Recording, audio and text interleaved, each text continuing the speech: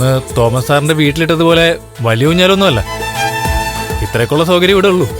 മതിയടാ, അടുത്ത കൊല്ലത്തെ ഓണത്തിന് എന്റെ വീട്ടിലെ മൂവാണ്ട മാവില് വലിയ ഊഞ്ഞാല് തന്നെ നമുക്കിടാം. അപ്പോ മോളുടെ ഫസ്റ്റ് ബർത്ത്ഡേയും കഴിയുമല്ലോ. എന്നാ പിന്നെ ഐശ്വര്യമായിട്ട് രണ്ടാളും കേറിയിരുന്നേ. കഴിഞ്ഞ തവണത്തെ പോലെ ഇനിയിപ്പോ ഞാൻ ഊഞ്ഞാലാട്ടി തരേണ്ട കാര്യമൊന്നുമില്ലല്ലോ. ഇനി നിനക്കതിന് പ്രയാസമൊന്നുമില്ലല്ലോ.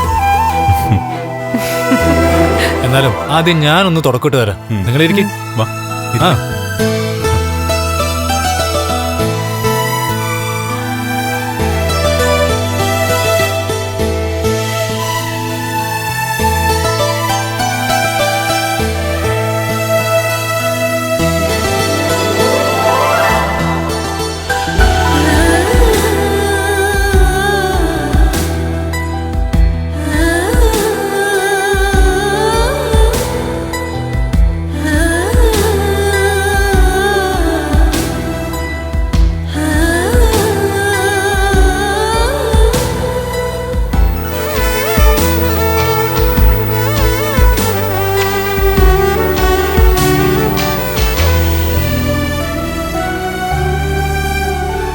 ദേ നോക്കിക്കേ, മോളുടെ അച്ഛനും അമ്മയും ഊഞ്ഞാലാടുന്നത്.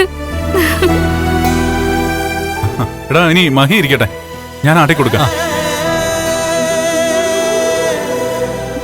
നമുക്കും കൂടി അങ്ങോട്ട് പോവാം. ഓ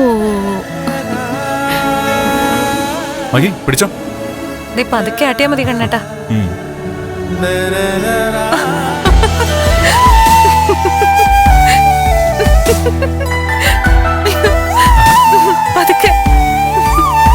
അങ്ങനെ ഓണത്തിന്റെ ഉദ്ഘാടനമായി. ഇനി മാവേലിയെ വരവേൽക്കാനായി നമ്മൾ കാത്തിരുന്ന മാത്രം മതി. മാവേലി വന്നു കഴിഞ്ഞോ ഈ പൊന്നുമോളെയും കൊണ്ട് അവരങ്ങ് പോവില്ല അനന്തോട്ടാ. ഇനി അതേപ്പറ്റി ഒരു സംസാരം വേണ്ട. അവർ രണ്ടാളും ഫിനാൻസിയേഴ്സിലേക്ക് പോകാൻ പോവാ. ആ സമയത്ത് നിന്റെ അടുത്ത് കുഞ്ഞിനെ ഏൽപ്പിച്ചിട്ട് പോകുന്നത്. ഇനി അങ്ങോട്ട് മിക്ക ദിവസവും അങ്ങനെ തന്നെ ആയിരിക്കും.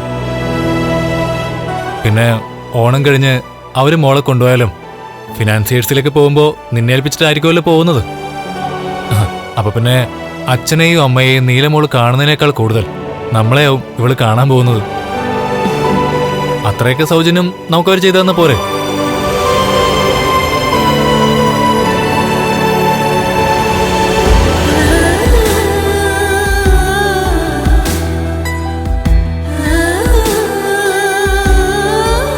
ലേഖ ഒന്ന് ആടുന്നോ? വേണ്ട കണ്ണേട്ടാ,